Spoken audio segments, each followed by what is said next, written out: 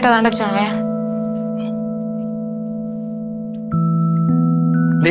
മോള് ട്യൂഷന് പോകുന്നില്ലേ? അവളിന്ന് പോകുന്നില്ലെന്നും പറഞ്ഞോണ്ടിരിക്കുക. 2 മാസത്തെ ഫീസ് അടയ്ക്കാനില്ലേ? ഇന്നലെ ടീച്ചർ എല്ലാവരുടെയും മുമ്പിൽ വെച്ച് ചോദിച്ചു. മോളെ വിഷമിക്കണ്ടാ. 3 ദിവസം കഴിയുമ്പോൾ അച്ഛൻ ഫീസ് അടച്ചോളാം. എന്നിട്ട് പോയാൽ മതി. അതേ ഒരു അമ്മ ട്യൂഷൻ എടുത്തോളൂ. ഞാനോ?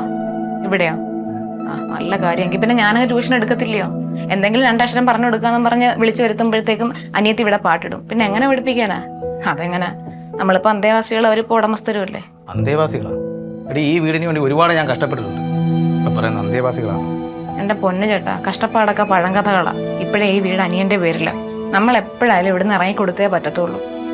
നീ പറയുന്നത് ശരിയാണ് മിനി. പക്ഷെ നമ്മളെ അങ്ങനൊന്നും ഇറക്കി വിടാൻ പറ്റത്തൊന്നുമില്ല. അവനെന്തോടി അത്രയ്ക്കും കണ്ണിച്ചോരല്ലാത്തതാണ്. അവള് പറയുന്നത് നീ കാര്യമാക്കിയൊന്നും വേണ്ട. കാര്യമാക്കാതെ പിന്നെ ആട്ടുതൂപ്പ് സഹിച്ച് എത്ര നാൾ നമ്മളിങ്ങനെ ജീവിക്കും? കേട്ട് മടുത്തു. ആ തറ കെട്ടിയ സ്ഥലമില്ലയോ? അവിടെ ഒരു റൂം അങ്ങനെ കെട്ടി നമുക്ക് അങ്ങോട്ട് മാറാം ചേട്ടാ. അത് അത്ര എളുപ്പം നടക്കുന്ന കാര്യമല്ല. ആ ജോയിച്ചെൻ്റെ പണം കൊടുത്ത് തീർത്ത് കഴിഞ്ഞാൽ കുറച്ച് പൈസ അയാളുടെ നിന്ന് വാങ്ങിക്കും.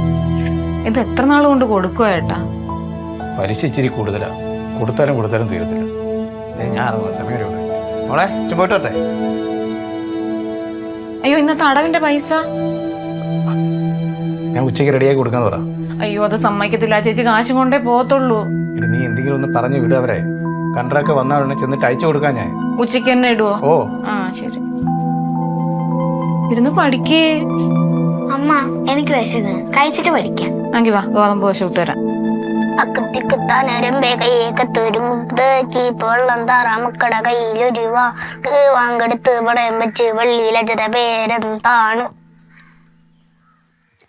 മോളെ, അമ്മ എന്തിയേ? ഇവിടെ ഉണ്ട് അമ്മേ.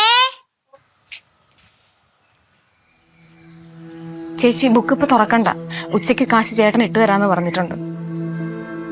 നടക്കത്തില്ല മിനി. ഇതിനു മുന്നേ ഞാൻ പറഞ്ഞിട്ടുണ്ട് ശനിയാഴ്ച എന്നൊരു ദിവസം ഉണ്ടെങ്കിൽ എനിക്ക് പൈസ വെച്ചേക്കണമെന്ന്. ചേച്ചി കൺട്രാക്ട് സൈറ്റ് വരുമ്പോ അപ്പൊ തന്നെ കാശ് ഇട്ടേക്കാന്നാ പറഞ്ഞത്. അതൊന്നും എനിക്ക് കേൾക്കണ്ട. പൈസ ഇല്ലാതെ ഞാൻ പോകത്തില്ല മിനി. ചേച്ചി എന്തായാലും കാശ് ഇട്ട് തരും. ചേച്ചി ഒച്ച എടുക്കല്ലേ. ആരെങ്കിലും കേട്ടാ? കേക്കട്ടെ, എല്ലാരും കേക്കട്ടെ. പൈസ എണ്ണി വാങ്ങിക്കുമ്പോഴേ ആലോചിക്കണമായിരുന്നു. എന്തോളെ ചേച്ചി, എല്ലാ ശനിയാഴ്ച എനിക്ക് പൈസ ഇട്ട് തരണമെന്ന് അറിയാവല്ലോ. അവൻ ഇട്ട് തരും. ഇട്ട് തരും കുറെ.